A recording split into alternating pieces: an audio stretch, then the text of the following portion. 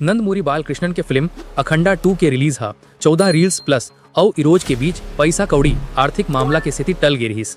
ये फिल्म 5 दिसंबर के रिलीज हुए वाला रहीस, फिर कोर्ट केस के कारण रुक गे रहीस।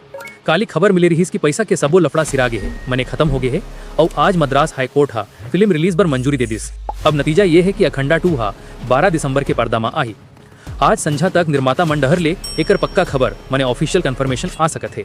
आंध्र प्रदेश और तेलंगाना सरकार ले मंजूरी मिले के बाद वहाँ पेड प्रीमियर घलो हो सकत है। ये खबर से बलैया के फैन मन लग भारी सुकून मिले है, जे मन 4 दिसंबर के आखिरी बेरा में फिल्म टल्ले के सेती भारी उदास हो गए रहे।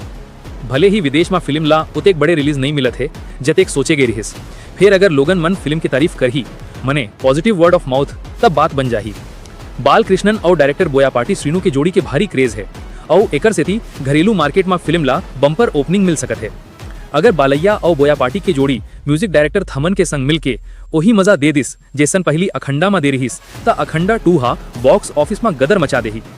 अब जब रिलीज डेट पक्का हो गए है तो अखंडा 2 ला बस बढ़िया रिस्पांस की जरूरत है। अगर फिल्म ऐसा कर लीस तो फिर कमाई की कोनो सीमा नहीं रही जाही। जानकारी बने लागी सोही तो वीडियो ला लाइक करके चैनल ला सब्सक्राइब करो। जोहार।